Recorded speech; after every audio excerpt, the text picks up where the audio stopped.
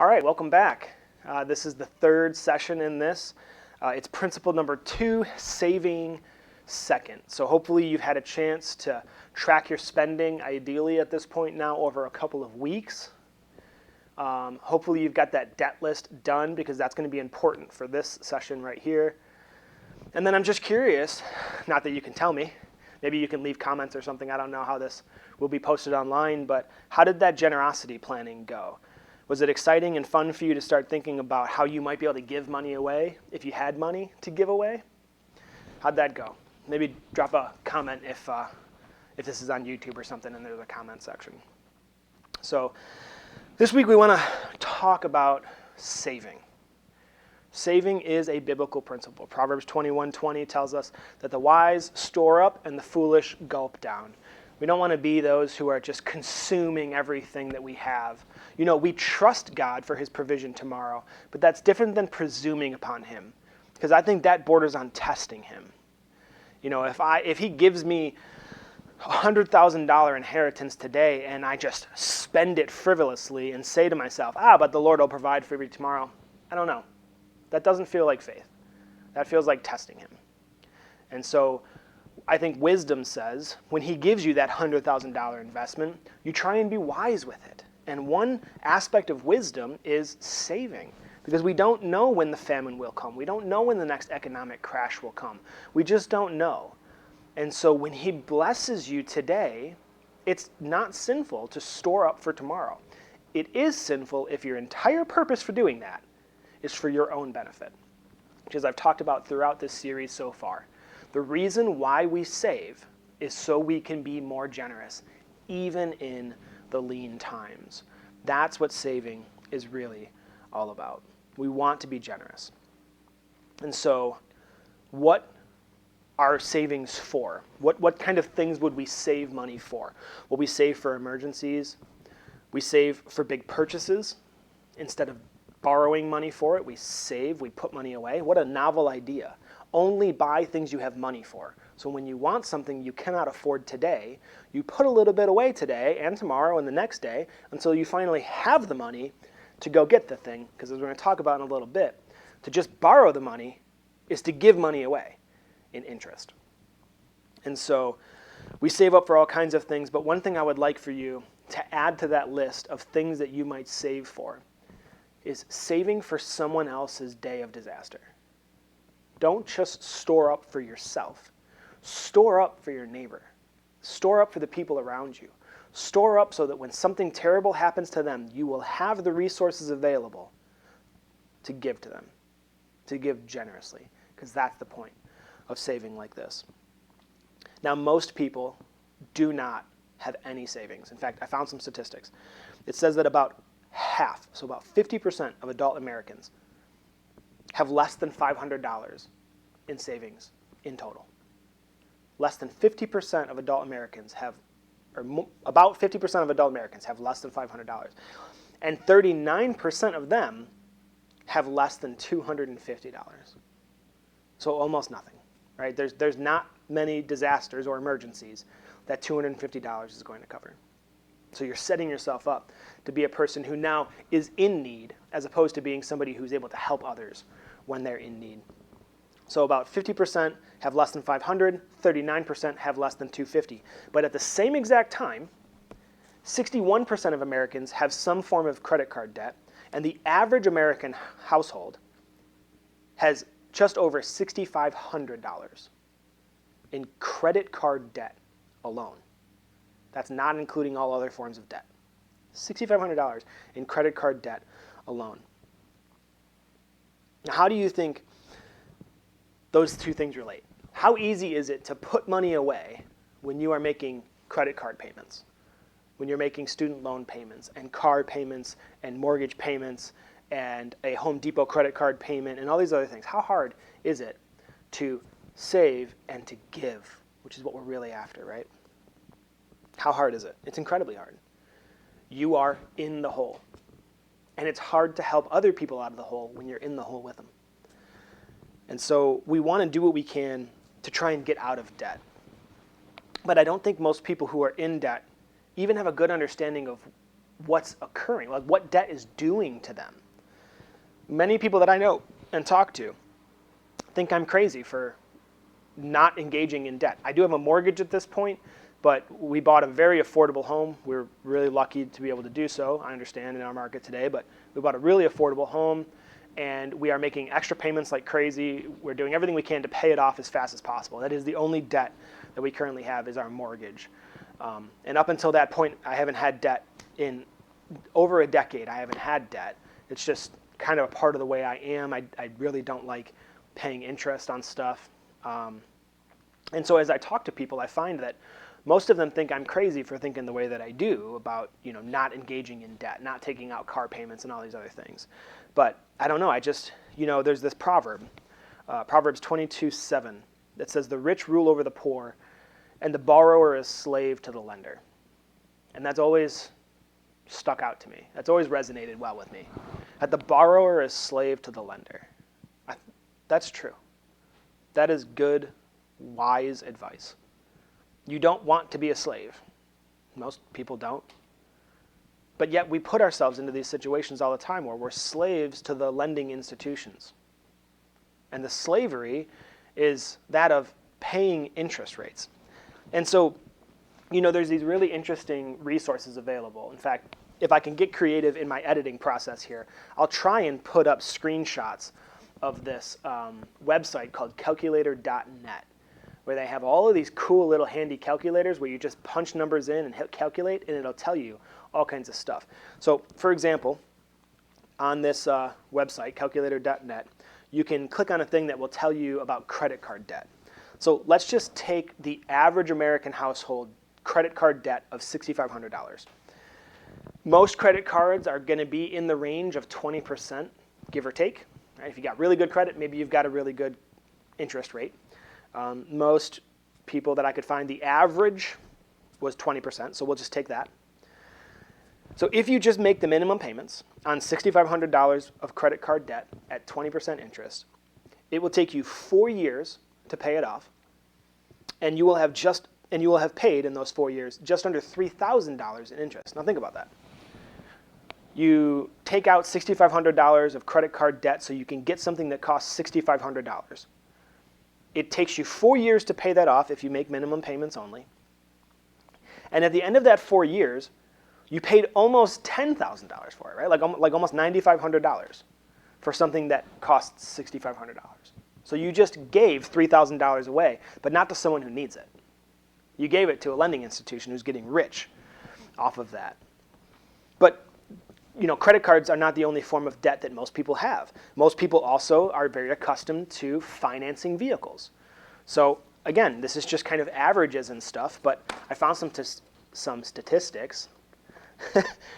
The average new car is about $41,572. That's just the average. And the average interest rate that you'll pay on that is going to be about 6.35%. They'll want about $8,300 down. Now here's the crazy thing is if you pay it for any less than 72 months, you're going to be paying ridiculous monthly payments. So most people are going to probably opt for the 72 months. That's 6 years, right? If my math is correct. No, that's not 6 years. Sorry, edit that, scratch that. 72 months. I'm not a math person, I'm a word person. That's why I'm a pastor, not a mathematician. So it'll take you 72 months to pay it, and you will pay $6,800 in interest alone. In interest. Think about that when you go to resell it, and you think you've made a good deal because you're getting this trade-in value. Well, you just paid almost $7,000 in interest on a $41,000 car. Now, most people probably aren't getting new cars, right? They're getting used cars. So the average used car price right now is just over $26,000. Again, if you take the 6.35%, which means you're going to have to put the car up as collateral, they'll probably want about a little more than $5,000 down. Again, take 72 months in payment. You're going to pay over $4,300 in interest. $4,300. Now take student loans. Right? We're all told that we have to go to college nowadays, and so most of us are carrying around a decent amount of student loan debt. The average is about $38,375. Now, with an interest rate of, again, just 6.5% over 10 years, which is going to be the usual amount of time they'll give you on that, you'll pay $13,914 in interest on top of that $38,000 in principal. Almost $14,000 in interest. Take a mortgage. Average home in our area in Western New York right now, in the Buffalo area, the average home is about $200,000, and the current interest rate as of right now is 6.94%. Over 30 years, if you just make your regular mortgage payments, that $200,000 house will cost you an additional $220,896 in interest. Now think about that as you're calculating what the equity of your home is. You pay $200,000 for it today. Housing market goes up a little bit, but then you got to account for inflation. But then you got to account for all that interest. You paid more than twice the value of the home in interest. Now, some of this stuff may seem unavoidable, but a lot of people will tell you that if you follow the principles that God lays out in His Word, you can escape this debt cycle. I mean, I don't know about you, but I think there's a lot more interesting things that I can do with my money than pay interest. When I think about giving $220,000 away, I'd rather give that away to somebody that needs it, not some bank or lending institution. And so I have made it a point, me and my wife both, to remain out of debt. I have a college degree. I have no student loan debt. My wife has a college degree, no student loan debt. We have 3 vehicles parked in our driveway, no car debt. The only debt that we have right now is a mortgage that we are working aggressively to pay off as fast as possible because I have an allergic reaction to debt. I cannot stand paying interest because, like I said, I think I can come up with a lot more interesting things to do with my money than give it away in interest. And so how do you get out of debt, right? I mean, the chances of you being in debt are incredibly high, right? Most people are in debt. And so what do you do if you are? Well, there's a couple of different ways that you can get out. One is called the avalanche method. Now, this is where hopefully you've been doing your homework and have that list of debts. If you don't, well, then you're going to want to probably make that list after watching this. And if you're hoping to be able to tackle it, here's 2 ways. One is called the avalanche method. The way that this works is you look at that list, all the debts you have and all the interest rates associated with it, and you focus on the column that is the interest rates. And you just work on paying down the debts that have the highest interest rate first. The pros to doing this would be saving on overall interest. The big downside to this is it's going to feel really slow at first. You're not going to feel like you're making very much progress as you tackle this because the chances are it's probably a pretty decent amount of debt. And so if you have a student loan debt that's sitting at 6.5%, and you have a mortgage which is at 6.95%, and you've got a couple $1,000s in credit card debt which is at 20%, the avalanche method would say you're going to attack that credit card debt first. You're going to give everything that you can to paying that off. Then once you get that one done, then you'll drop down to the next highest one, which in this scenario would be your mortgage at the 6.95% or whatever it was. And then you start working your way down to the lowest interest rate debts that you have. That's the avalanche method. If you do that, you will save the most amount of money on overall interest because you're attacking that highest interest rate debt first. But like I said, the big drawback to this one is that it's going to feel really slow. And if you're somebody who needs to see progress to maintain motivation, the avalanche method might not be for you. Instead, you might want to try what's called the snowball method. The snowball method works by paying off the smallest debt first. So instead of looking at the interest rate column, you're looking at the overall debt column. So if you have a $3,000 car loan and $10,000 in student loan debt and $120,000 mortgage. In the snowball method, you're going to start with that lowest number first, and you're just going to pay that off. And once you get that done, then you start to roll that amount of it into your next highest one.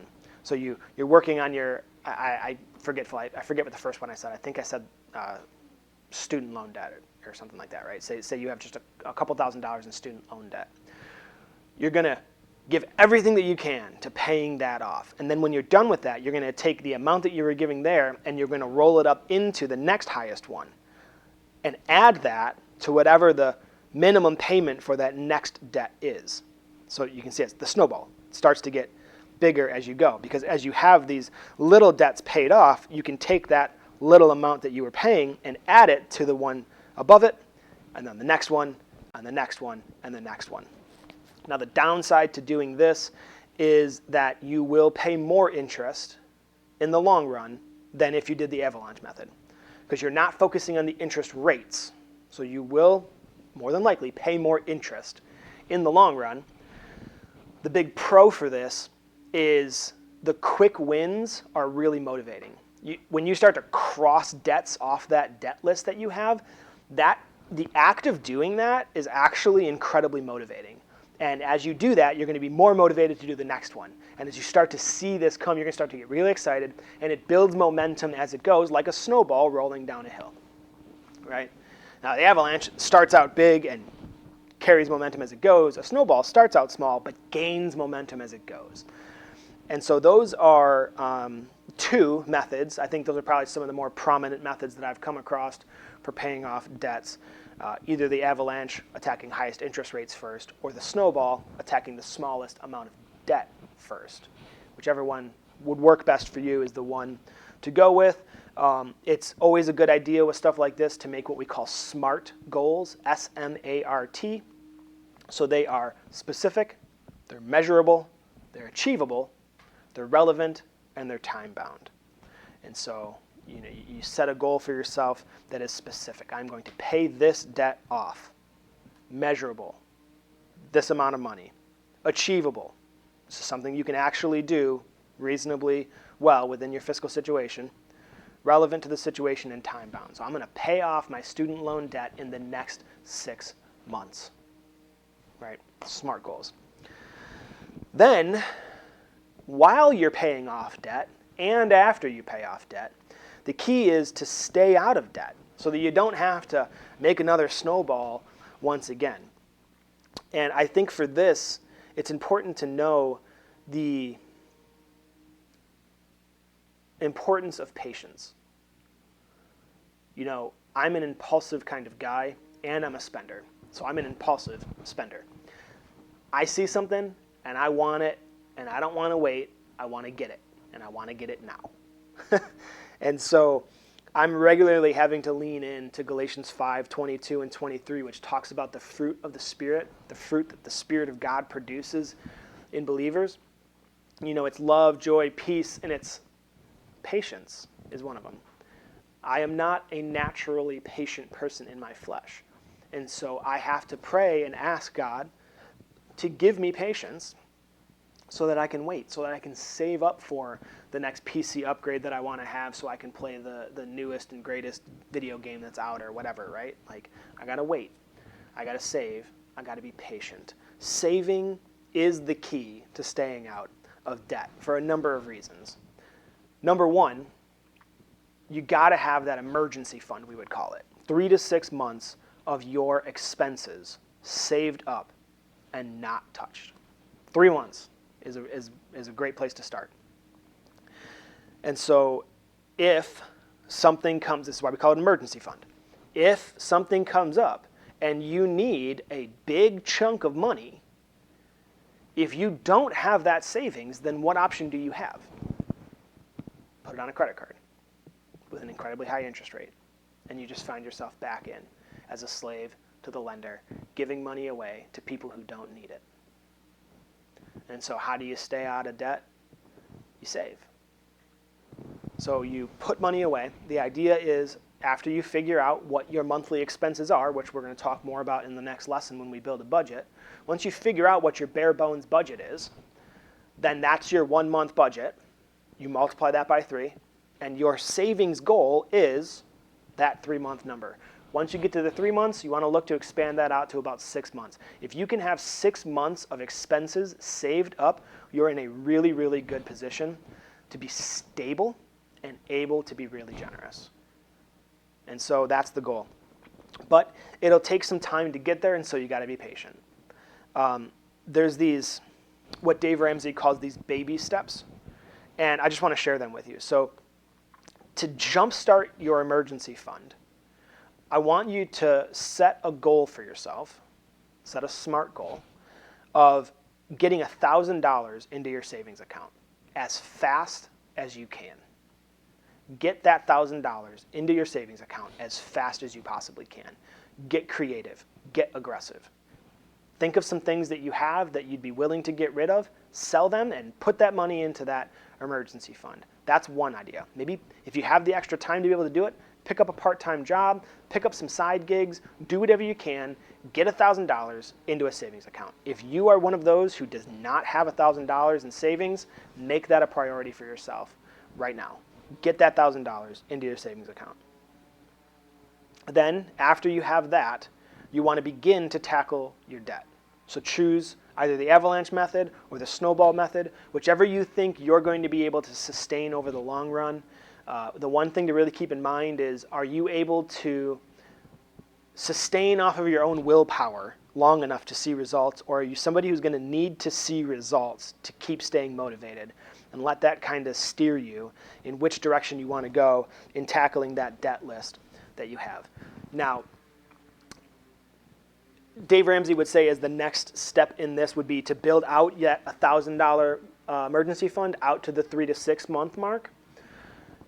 My wife and I, just out of necessity, because I used to have fluctuating income, so if you're a salesman or you work hourly and you never know, what your paycheck's going to be week to week or month to month, then I add a step. What my wife and I did is we worked to get a month ahead. See, a lot of the people who are going to give you budgeting advice, like Dave Ramsey, I love everything he does, except for this one thing I think I disagree on. But who am I in comparison to him? But for us, this was necessary. We had to do this. But I like to give it as advice because I think it's just a whole nother level of stability. You want to try to get a month ahead so that you're spending last month's money this month. So my wife and I get paid once a month. My wife used to get paid twice a month. And so we would just, all the money that we would make, we would just take and put away. We wouldn't touch that money. And then at the end of that month, we would look at how much money we actually had, and then we would say, okay, in the month to come, how are we going to spend that money? Because what a lot of people will tell you to do, and maybe this would work for you, I don't know, is they will tell you to look ahead at what money you're going to make in the next month, and then make a plan for how you're going to spend it when it comes in. If you're somebody who just makes a steady salary, you and your spouse or whoever, you just make steady salary, it does not change, I think that could work for you. But if you're somebody who, it changes. Maybe if you work hourly and you have to take a sick day, then that's going to affect how much money comes in, which is going to ultimately affect your budget. And so what you find is that you make the budget, and then as the month is going on, you're realizing we don't actually have the money to cover the budget that we made, so now we got to rearrange everything. And that's not fun. It's really discouraging, and it makes you not want to do it. And the key to budgeting is like dieting. You got to find something you're going to be able to stick to. That's the key. And so I like to get a month ahead. One of the ways to do that is just aggressive saving. So instead of moving from the $1,000 to the 3 month, move from $1,000 to 1 month in savings. And then once you have that 1 month in savings, what you actually do is you build a budget to spend that money. And then the money that's coming in goes right into your savings account. All right? Or goes into your checking account. Then from there, you build a budget based off of the money that you made last month, and you put giving at the top of that budget. So now is when you're 1 month ahead, so you're on your way because you actually have that 1 month out of the 3 months technically saved up because you're spending it as the month comes. I hope that makes sense. makes sense in my head.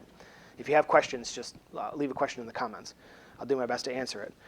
So you want to try to get 1 month ahead. So you save up 1 month's income, and then you budget that for the next month, putting giving as the top priority, trying to get to that point where you have 2, 3, 4, ultimately 6 months of bare bones budget. And I say bare bones because most of us don't live on a bare bones budget. We live as though we have a job and like we're going to have a job tomorrow. The bare bones budget is, if I didn't have income coming in, what would my budget look like? Would I still pay for Wi-Fi in my house if I didn't have a job and was living off of savings? If not, well, then that's not a part of the bare bones budget. Your utilities, right? Your heat, your water, things like that, you're going to need those. So that's a part of your bare bones budget. Figure out what that number is. Multiply that by 6. That becomes a savings goal. And then ultimately, when it comes to savings, we really want to be thinking far into the future for retirement because we want to be able to be generous even in our retirement years as well. And that's going to require us to be really smart and wise savers and investors now. The top guys that I listen to, they all say that you should be investing 15% of your income into retirement savings. I think that that's a really high number, and I find it hard to do myself, but it's a good goal, and hopefully you can get there. The thing about retirement savings is it's making interest work for you as opposed to against you. We just talked about interest with debt working against you. When it comes to retirement savings, really what you're doing is you're making interest work for you. It's this beautiful thing called compounding interest. So that if you put $1,000 into the market and leave it there for 30 years, you should see something like 7 to 8% interest come back your way, but it comes back in increments over time. So the $1,000 you put in, when you gain interest on it, it gets attached to that 1,000. So, I'm not really good with math, as I've already demonstrated a few times, but let's just say that $1,000 gets you $100 in the first year, which I think is probably pretty high numbers, but say that $1,000 gets you $100. Now you don't have $1,000 gaining you interest, you have $1,100 gaining you interest. And now that I'm thinking about it, if I can, again, get creative with my editing skills, I'll show you how that compounding interest works, how as you go over time, the interest that you're gaining adds to the principal in your portfolio, and you reach this beautiful tipping point where all of a sudden your money is making you money. And that is a really wonderful place to be because that's going to set you up for a lifetime of generosity once you get to that age where you can start collecting what it is that you've been faithfully putting away. Again, not just for yourself, but for the sake of others. So think about that as a goal to be moving towards, being able to put as much away into retirement savings as possible. Like I said, they say 15%. That's a pretty high number. I don't think I would ever want my retirement savings to exceed what my giving number was personally. So if I was going to put retirement at 15%, I would want to put my giving at 15% as well, just because I don't want to forsake the principle of generosity, which is supposed to be the guiding principle over all of this. And the thing about compounding interest is that you lose out the longer you wait. So that's kind of challenging. I have a younger brother who's about 20 years old, and I'm so pleased with how he's already started putting money away. And I was showing him using one of these calculators that I didn't start saving for retirement until I was like 35 years old, I think. He's already started at 20. He can stop putting money in by the time he's my age and have more when he's 65 than I will have if I give for the next 25 years. He will have more if he stops when he's 35. That's just how compounding interest works. It just starts to snowball, but for your benefit in a really, really wonderful way. So I would encourage you to get a hold of a financial advisor. It's often free to talk to them. If you know me personally, I can connect you with the guy that I talk to. He's wonderful. I also know some people out the West Seneca way and stuff. Everybody I know is in the Western New York area. So hopefully, I can get you connected with somebody who's going to help you start figuring out how to plan for the future so that, again, you can be generous throughout your entirety of your life. So your homework this week, Continue tracking your spending.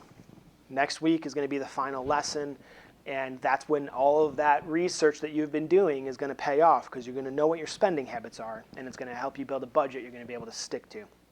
So this week, what I'd like you to do is just make a plan for how you're going to tackle that debt. Do you want to use the snowball method for the quick wins but ultimately pay more interest? Or are you more interested in paying less interest but knowing that you're not going to have the satisfaction of crossing debts off for probably quite a bit of time? And then establish what your next baby step is. Do you have $1,000 in savings? If not, that's your savings goal. Get that done as fast as you possibly can, so that if something comes up, you don't have to use a credit card to pay for it. You'll have the money there. If you've got that $1,000, I would encourage you to start moving towards getting a month ahead, if that makes sense for you. If that doesn't make sense, that's fine. Work on that, and then ultimately you should be driving towards having 3 to 6 months savings. So what is your next baby step? Figure that out. Make some SMART goals for how you want to get there, and then figure out one thing that you normally go into debt for, something that you would just usually throw on the credit card. What is something that you normally would be comfortable going into debt for that you can instead start saving for, and make that a priority for yourself? Being patient with these purchases. So that's it for this week. I know we covered a lot. Next week, or in the next lesson, depending on how long you take in between watching these, we're going to get down to the brass tacks, and we're actually going to look at building a budget. I'm going to show you some tools and some ways to do this, but ultimately, again, we're going to prioritize giving first, saving second, and then living off of what's left.